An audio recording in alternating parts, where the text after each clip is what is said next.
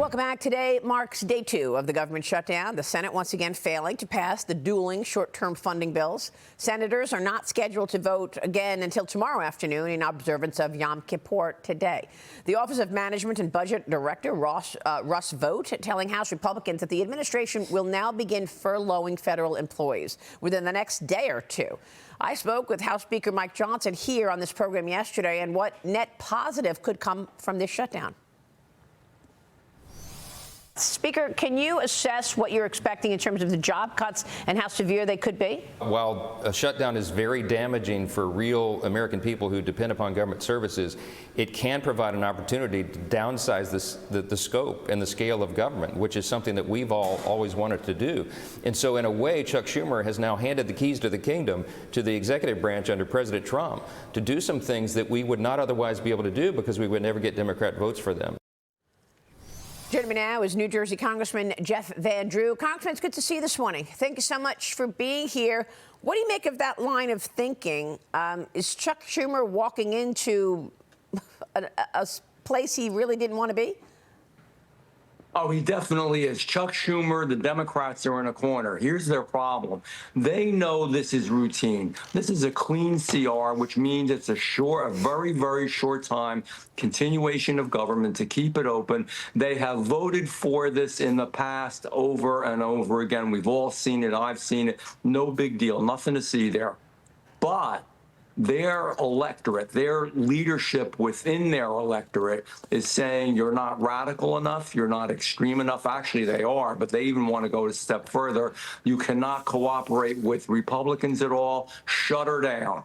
They want the government shut down, and they think that's going to be a winner for them. It's not going to be a winner because, number one, the people who get hurt in the process are not going to like that. And number two, exactly what you said, it gives unbefore-seen opportunity to the president to be able to make changes within the government that he normally would not be able to make. So they either offend the most radical part, but an increasingly important part of the Democratic Party, or they're going to, vote for the CR. But if they do that, they are afraid they're going to lose their leadership positions within the party to the radicals. That's the real deal. So how significant are these Obamacare Affordable Care Act subsidies? 22 million Americans receiving the COVID-era subsidies to help offset health care insurance premiums, about $30 billion a year. And yesterday, we spoke with Ro Khanna, the California congressman, your colleague on the left, who said there's really not that much money going toward illegals for health care there. Do you see it differently? No, there is money going. It washes through the states. Technically, you're not allowed to do it, just like when they give driver's licenses out and all the other things that these ultra blue states are doing. Yes, there is money going there. They should tell the truth, and they shouldn't say that, number one. Secondly, I think as far as the subsidies or the tax credits go, the cap is too high. Do I think, just as the vice president mentioned, and even the president has said, that we need to look at that, Maria? It has to do with public policy, and it has to do with politics. It is bad politics to cut people's health care unless it's being abused. Health care for illegals, no. Health care for, free health care for people that are making a lot of money and just are taking advantage, no. However, there are some folks in what is the new part of the Republican Party, which is blue-collar workers, which are the kinds of people that have made a huge difference, that believe in America. Yeah. But to some degree, they work hard, but they depend on government. We have to be careful how we do this. We just shouldn't cut it. We should make sure we use a scalpel and not a sledgehammer. Well, a new Fox News poll on the New Jersey gubernatorial race, meanwhile, shows Democrat Mikey Sherrill leading Republican Jack Ciattarelli by 8 points among likely voters. This is the second time Ciattarelli is running after Governor Phil Murphy narrowly defeated him back in 2021. Congressman, what is this all going to mean for 2026 and the governor's race, do you think? I love you all. I love Fox. I don't particularly trust this particular Fox poll. I'm on the street a lot. I've been around a lot of years. I'm telling you, Jack Ciattarelli is going to win. Why is he going to win? A perfect storm. People's pocketbooks, it is costing them much more, and you know this, to live in New Jersey now.